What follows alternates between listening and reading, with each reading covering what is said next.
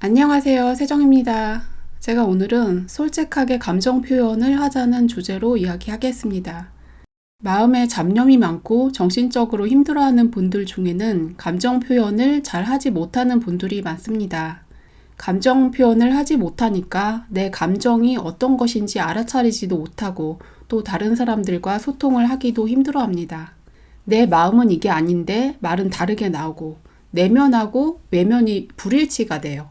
내가 이런 말을 하면 다른 사람이 어떻게 생각할지에 대해서 너무 많이 신경 쓰다 보니까 내가 하고 싶은 말을 하기보다는 이런 상황에는 이 말을 해야겠지 하는 그 정답을 생각해서 말을 하는 경향이 있고요. 또 굉장히 예의 바르게 보이기도 합니다. 다른 사람들을 잘 배려하고 도와주기도 하고 예의 바르게 행동하고 말하고. 그런데 뒤에 가서는 스트레스를 많이 받아요. 그게 자기 본심이 아니거든요. 직업적으로 고객 응대를 하고 감정 노동을 하는 경우에 정신적으로 그만큼 힘들다고 하잖아요. 고객이 좀 좋지 않은 행동을 했을 때 나도 화가 나고 그런 표현을 하고 싶지만 자기 불편한 감정을 표현하지 못하고 무조건 얘기를 들어줘야 되고 그러다 보니까 스트레스가 쌓이는 거죠. 그런 직업을 가진 사람은 특별히 힘든 것일 텐데요. 직업이 아니더라도 가족이나 친구나 가까운 사람을 대할 때에도 그렇게 솔직하지 못한 경우들이 꽤 있다는 것입니다. 자기 내면을 솔직하게 터놓을 수 있는 관계가 한 명이라도 있으면 되는데 평생 살아오면서 그런 말을 아무에게도 못 해본 사람도 있다는 것입니다. 그런 문제는 아무래도 어린 시절의 경험과 관련이 있을 텐데요. 어렸을 때 부모님이 내가 하는 말을 잘 들어주고 받아주고 그랬다면 인간관계에 신뢰감이 형성되고 다른 사람을 대했을 때에도 그렇게 솔직하게 말할 수 있는 성격이 만들어지게 되죠. 그런데 어렸을 때 부모님이 너무 엄격하다든지 어떤 특수한 상황에서 자기 표현을 충분히 못하면서 살았다든지 부모님과 그런 신뢰 관계를 형성하지 못했다면 어른이 되어서도 자기 마음을 터놓고 이야기하는 것을 힘들어하게 됩니다. 꼭 부모님과의 관계만이 아니고 형제 관계에서 그럴 수도 있고 또 성장기에 친구하고도 친하게 지낼 수도 있고 누구 한 사람하고도 그렇게 친하게 지냈던 경험이 있다면 솔직하게 의사 표현을 할 수 있는 것인데요. 그런 것이 많이 억눌린 사람들의 경우에 무의식에 찌꺼기가 쌓이게 되고 그것으로 인해서 힘들어진다는 것입니다. 저는 어렸을 때 저희 엄마가 감정 표현을 많이 하는 분이라서 그 영향을 좀 많이 받은 것 같아요. 저희 형제들 사이에서도 그런 식으로 자랐고요. 그런데 저희 남편은 그런 사람이 아니었어요. 제가 한 30살 때쯤에 그때는 남편하고 같이 살고 아이는 없었는데요. 어느 날 남편이 없을 때 남편 방을 도배를 해놨어요. 이 사람이 이거 보면 얼마나 기뻐할까 이런 기대를 하면서 다 깨끗하게 마무리를 했는데 그런데 그날 저녁에 들어와서 딱 보더니 반응이 여기 벽지 떴네 이거였어요. 이 사람이 그때만 그런 게 아니고 늘 그런 식으로 살았기 때문에 저는 굉장히 충격을 많이 받았죠. 내가 뭔가 해주면 이 사람도 뭐 보답을 해주기도 하고 할 건 다 하는데 와 정말 잘했다 와 정말 예쁘다 뭐 이런 표현을 못 하는 거예요. 꼭 남자라서 그런 건 아닌 것 같아요. 남자들도 리액션을 잘하는 남자들도 있거든요.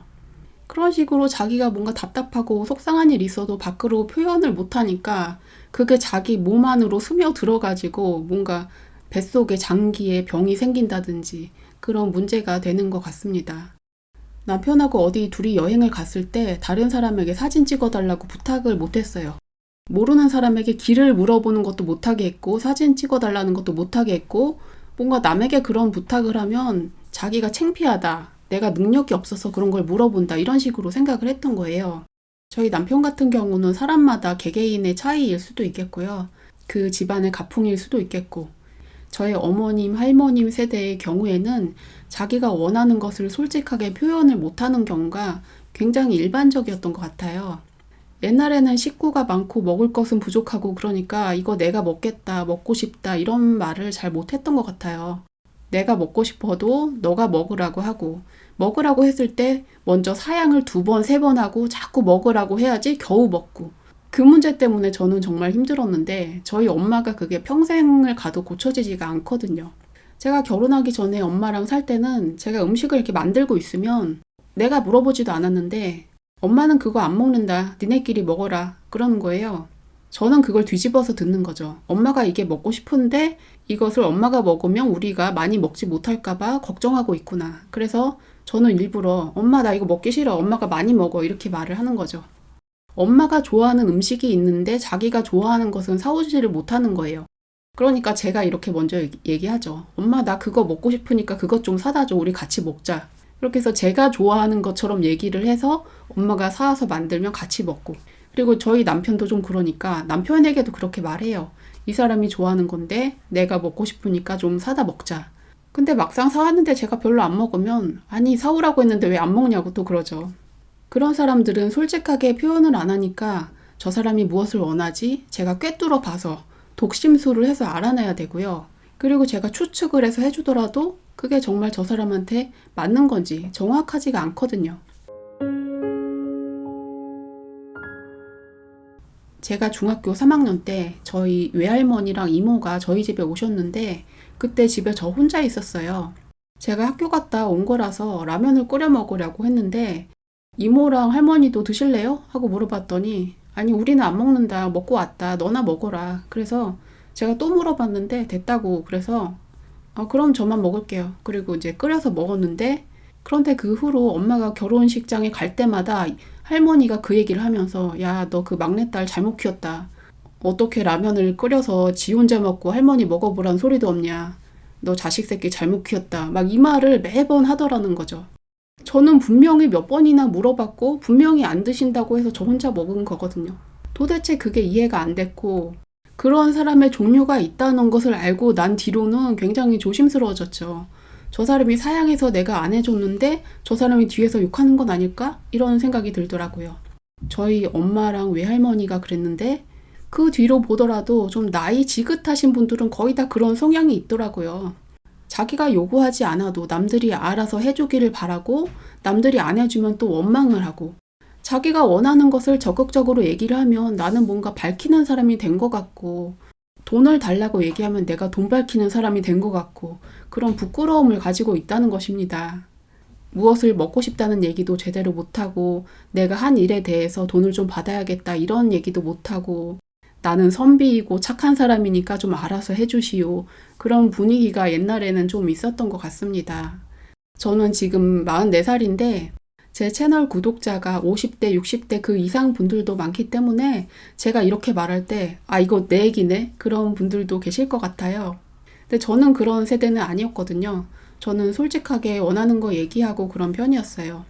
꼭 그런 세대가 아니더라도 젊은 사람들도 그런 면이 있는데요. 사람들이 서로 사귈 때, 연애를 할 때 밀당을 한다고 하죠. 내가 저 사람을 보고 싶어도 먼저 보자고 얘기하면 뭔가 가벼워 보일까봐 그런 얘기를 못하고 좀 뭔가 튕기고 그런 게 있잖아요. 근데 저는 남편하고 연애할 때 밀당? 우리 사이에는 그런 게 전혀 없었어요. 보고 싶으면 빨리 튀어와 이러고 갑자기 무슨 음식이 땡기는데 어디서 그거 맛있게 하는지 좀 알아봐. 우리 그거 먹으러 가자.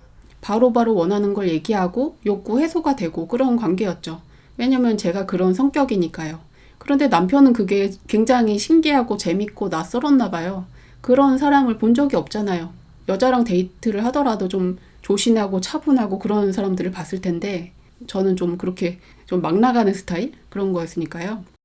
연애를 할 때 의외로 그런 사람이 많은 것 같아요. 보고 싶으니까 만나자는 얘기를 하기가 창피해서 나 어디 저기 가는 길인데 가는 길에 들릴게. 잠깐 나와봐. 이런 식으로 뭔가 핑계를 만들어서 다가가는 거죠. 내가 너를 만나고 싶다라는 게 굉장한 감정 표현이죠. 근데 이것을 제대로 하기가 힘든 거예요. 사람들이 연애를 할 때나 결혼을 해서도 그런 경우들이 꽤 있어 보이는데요. 저 사람의 요구사항을 내가 다 들어주면 내가 너무 없어 보이겠지, 나를 우습게 알겠지. 그런 생각에 괜히 자존심을 세우고 잘 안 해주고 그런 사람도 있잖아요. 그런데 정말 상대방을 사랑하고 배려하고 그런 사람은 그런 쓸데없는 자존심 세우지 않습니다. 어디 놀러 가고 싶다고? 그래 가보자. 뭐가 먹고 싶다고? 그래 먹으러 가보자. 집에 오는 길에 과일 사다 달라고? 그래 사올게. 내가 이렇게 다 해주면 나를 우습게 할까? 이런 두려움을 갖지 말고 그냥 해주면 돼요. 자기가 원하는 것을 요구할 때도 솔직하게 얘기하고 또 상대방이 요구사항을 얘기하면 내가 할 수 있는 한 최대한 충실하게 도와주고 그게 친밀한 인간관계에서 반드시 일어나야 하는 일입니다. 그렇다고 해서 자잘한 잡일까지 다 시키고 호구로 만들라는 것은 아니고요. 존중해야겠지만 자기 의사 표현은 정확하게 할 줄 알아야 한다는 거죠. 어린 아이를 키울 때 엄마는 아이의 요구에 웬만하면 맞춰줍니다. 무슨 음식이 먹고 싶다면 그것을 만들어주고, 밖에 산책하고 싶어요. 그럼 같이 나가고, 부모 자식이나 배우자, 연인 사이에 서로가 원하는 것을 충족시켜 준다는 것은 굉장히 자연스러운 일이에요. 우리나라 사람들이 특히 남의 부탁은 잘 들어주는데 자기 욕구 표현을 하는 것은 서투른 것 같습니다. 그런 경우에는 부탁을 들어주는 것도 들어주지 않으면 저 사람이 나 싫어할까봐 싫어도 대충 해주고 그런 거겠죠. 그게 아니고 내가 분명히 해줄 마음이 있을 때 해줘야 되는 거고요. 해주고 싶지 않다면 부탁을 들어주지 않는 게 맞는 것이죠. 제가 이런 얘기를 하는 것은 마음 공부를 하는 분들 중에서 마음이 약하고 남에게 거절 못하고 그런 분들이 많기 때문에 하는 것이고요. 세상에는 그 반대로 이기적이고 남을 이용하고 그런 사람들도 있습니다. 그런 사람들은 이런 마음 공부 유튜브를 보지 않거든요. 이기적인 사람들에게는 다른 사람을 배려하자라는 주제가 필요하겠고, 자기 자신을 챙기지 못하는 사람에게는 자기 욕구 표현, 감정 표현을 잘하자 이런 내용이 필요하죠. 이 두 가지가 균형이 잘 맞아야겠죠. 저도 옛날에는 자기 감정 표현 잘 못하고 싫어도 좋다고 하고 그런 면이 좀 있었는데요. 이 나이 때까지 살아보니까 그건 결국에는 필요가 없더라고요. 좋은데 싫다고 하고 싫은데 좋다고 하고 나의 내면과 외면이 분리되어서 이중인격으로 그렇게 살면 결국에 나중에 시간이 지나면 후회만 남더라고요. 마음에 없는 일은 하지 말아라. 분명히 자기가 원하는 일, 마음에서 우러나오는 일만 하고 살아라. 그렇게 살아가기로 제가 결심을 하게 된 것입니다. 다른 사람에게 피해를 주는 것이 아니라면 저는 웬만하면 제가 원하는 대로 하고 삽니다. 사람들은 이 세상에서 정해진 시간을 살고 떠나는 것인데요. 이 삶은 내가 살아가는 것이죠. 나는 무엇을 해야겠다. 나는 이렇게 살아야겠다. 자기의 의지대로 살아가는 것인데 남들의 눈치를 보고 좋아도 싫다고 하고 싫어도 좋다고 하고 이렇게 하다 보면 내가 무엇을 원하는지도 모르겠고 내가 무엇을 해야 될지도 모르겠고 이것들이 다 꼬여버립니다. 분명한 자기 소신을 갖고 살아가는 게 중요하다는 것을 제가 알게 되었습니다. 그런데 또 한편으로 보면 이런 문제도 있더라고요.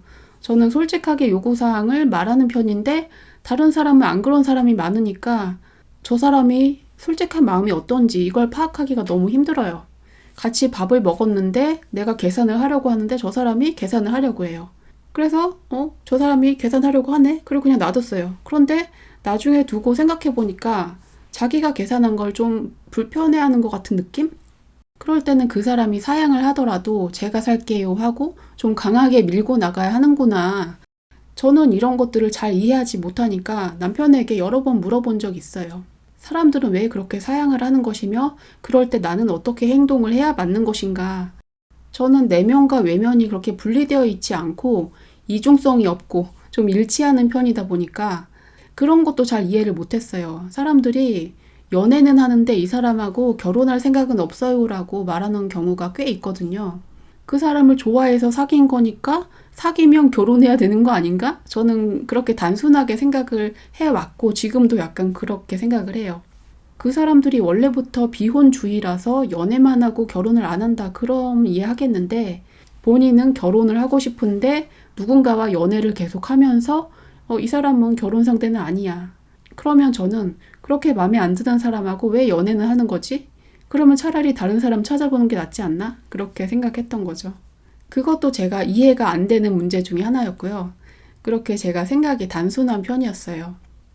저희 친정 엄마가 평생 자기 표현을 못하고 싫어도 좋다고 하고 좋다고 싫어도 하고 이게 굉장히 심한 분인데 저는 본심이 뭔지 도대체 평생을 봐도 알 수가 없어요. 거기에 익숙해지다 보니까 엄마가 말할 땐 이걸 반대로 들으면 맞는구나. 반대로 하니까 대부분 맞더라고요. 그렇게 내면과 외면이 분리되어 있으니까 정신적으로 굉장히 혼란스러워하고 뒤에서 혼자 뒷담화를 하는 말을 굉장히 많이 하고 혼자서 괴로워하고 자다가 잠꼬대하고 그런 것들이 쌓여서 치매가 된 것 같아요. 지금 초기 치매인데 그게 완전히 뇌의 문제만은 아닌 것 같고요. 심리적인 원인도 복합적으로 있는 것 같습니다. 내가 무엇을 원한다는 욕구와 감정을 알아차리고 그것을 적절히 해결하고 부끄럽게 생각하지 않고 다른 사람에게 요구할 줄 알고 남의 요구를 들어줄 줄도 알고 그런 의사표현과 감정표현 능력을 키워가는 것이 영성적으로도 매우 중요하다는 것을 제가 알게 되었습니다. 사람들이 마음 공부라고 하면 가만히 명상하면서 마음을 비우자 하고 굉장히 조용하고 차갑고 이런 것으로 생각할 수도 있는데요. 감정을 없애고 차가운 가슴으로 사는 것이 영성은 아니죠. 우리가 이 세상에 태어나서 감정을 가지고 살아가는데요. 감정이 있기 때문에 힘들고 고통스러운 면은 분명히 있어요. 하지만 감정을 다 막아놓고 갖다 버리고 그래서 해결되는 건 아니죠. 불편한 감정도 알아주고 해소하고 또 긍정적인 감정은 잘 활용을 하고 그렇게 살아간다면 우리가 감정을 가지고 다른 사람들과 소통을 할 수도 있고 우리의 삶의 목적을 향해서 열정을 가지고 나아갈 수도 있고 감정의 에너지를 긍정적으로 잘 활용할 수 있는 것입니다. 음식에 대한 태도가 그 사람의 삶에 대한 태도와 일치한다라는 말이 있습니다. 자기가 좋아하는 음식을 보았을 때 맛있겠다, 먹고 싶다 이런 솔직한 마음을 느낄 줄 알고 표현할 줄 알고 또 맛있게 먹고 즐거워하고 그게 자연스러운 거죠. 그런데 자기 감정을 솔직하게 들여다보지 않는 사람의 경우는 음식을 보고서 나 이런 거 별로 안 좋아해요. 좋아하면서도 별로 안 좋아해요. 그리고 먹을 때는 뭐 이런 거를 먹는다고 이러면서 먹는 거죠. 확실하게 좋아하고 그것을 즐기고 자기 원하는 욕구를 그대로 누리면서 살아가면 무의식의 찌꺼기가 남는 게 없어요. 음식만이 아니고 삶의 모든 측면이 다 그렇다는 거죠. 돈에 대한 감정도 그래요. 사람들이 돈을 많이 벌고 싶어 하고 돈이 좋다라는 그 감정 표현을 못하는 사람들도 있죠. 돈에 대해서 얘기하면 사람들이 나를 나쁘게 생각할 거야. 돈에 대해서는 표현하면 안 돼. 이런 관념들이 있으니까 돈에 대해서 감사해야 하고 즐기고 그런 삶을 살지 못하는 거죠. 그런 솔직하지 못한 태도 때문에 돈이 나에게서 멀어져 가는 거죠. 돈이 있으면 내가 원하는 예쁜 꽃도 살 수 있고 뭐도 할 수 있고 나는 돈이 있는 게 좋아. 돈이 있어서 돈을 쓸 수 있는 게 감사하다. 이런 것들을 이해하고 즐길 줄 알아야 한다는 것입니다. 돈을 좋아하는 사람은 이기적인 거다? 그런 게 아니라는 거죠. 음식에 대한 욕구, 성적인 욕구, 돈에 대한 욕구, 명예나 권력에 대한 욕구 이런 욕구들을 자연스럽게 생각하고 억압하지 않는 것이 중요합니다. 종교나 수행의 전통에서는 그런 세속적인 것을 멀리하라고 했는데요. 내가 그것을 원하는데도 나는 수행자야, 종교인이야, 독실한 크리스찬이야 뭐 이런 생각으로 자기 욕구를 억누른다면 그것은 무의식에 억압되어 있기 때문에 언젠가는 드러나게 됩니다. 전생에 종교인으로 철저한 수도 생활을 한 사람, 특히 사람들의 세속적인 모습을 비난했던 종교인, 그런 사람들이 다음 생에 환생에서 정말 방탕한 사람이 되어서 살더라. 기생들의 전생이 스님이다. 그런 얘기가 있잖아요. 너무 한쪽으로 치우쳐져서 자기 욕구를 억눌렀기 때문에 그것이 드러나는 측면도 있고요. 세속적인 사람을 비난했기 때문에 그것이 카르마가 되어서 자기가 그것을 경험해보는 입장이 되기도 하는 것입니다. 세속적인 욕구에 대해서 너무 억누르지 마시고 우리가 육체를 가진 인간이니까 이런 욕구들을 가지는 것은 그럴만하지, 당연하지 그런 것도 이해를 해주면서 어느 정도 충족시키면서 사는 것이 필요합니다. 자기가 더 이상 그 경험이 필요 없을 때는 자연스럽게 안 하게 돼요. 어렸을 때는 맨날 과자 먹고 사탕 먹고 단 음식을 좋아하다가 어른이 되니까 나물 같은 거 좋아지고 입맛이 바뀌잖아요. 자연스럽게 그 단계에서 벗어날 수가 있는 거예요. 내가 아직도 이런 세속적인 욕심이 많다 그러면 나는 아직 그런 경험을 필요로 하는 단계에 있구나. 이런 것을 충분히 경험해봐야지 또 다른 것들도 바라볼 수가 있겠구나. 그런 욕구들을 나쁘게 바라볼 필요가 없다는 것입니다. 욕구 자체가 나쁜 것이 아니고 자기의 욕구를 위해서 다른 사람을 이용하는 것이 잘못된 것이죠. 남에게 피해 주는 것이 아니라면 자기 욕구를 솔직하게 이해하고 살아간다면 그게 훨씬 더 영성에 가까운 삶이라는 것입니다. 사람들이 동물들은 본능에 충실해. 본능에 충실하면 동물이야. 이렇게 얘기하는데요. 동물들이야말로 자연에 있는 그대로의 모습이라는 거죠. 동물들의 욕구는 아주 단순합니다. 먹고 싶을 때 먹고 배가 부르면 안 먹고요. 동물들은 짝짓기 철에만 짝짓기를 해요. 그런데 인간은 다르죠. 인간은 배가 불러도 계속 먹어요.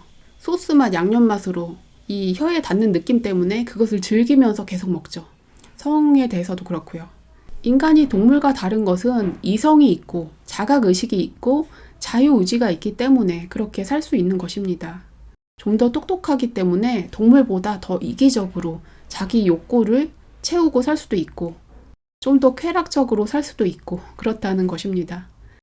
종교에서 말하는 이성적인 면, 도덕적인 면, 성스럽게 살아가는 것 그런 것도 물론 필요하지만 그 밑에 깔려있는 우리의 동물적인 본능 아주 순수한 어린아이 같은 마음 그런 것들을 억압해서는 안 된다는 것입니다. 그리고 내가 무엇을 원하는지 분명히 알아차리고 그것에 따라서 행동하고 그렇게 살아갈 때 우리 내면에 있는 수많은 무의식들이 정화되고 우리의 인격이 하나로 통합이 되는 것입니다. 불안하다, 우울하다, 무기력하다 여러 가지 정신적인 문제가 있는 분들은 제가 지금 얘기한 이런 자기 내면의 욕구를 충분히 이해하고 있는지 그것을 한번 살펴보세요. 엄마가 어린아이를 돌봐주듯이 자기 안에 있는 어린아이의 욕구를 잘 채워주고 즐거운 마음으로 세상을 살아가시기를 바랍니다. 도움이 되셨다면 구독과 좋아요 해주세요. 시청해주셔서 감사합니다.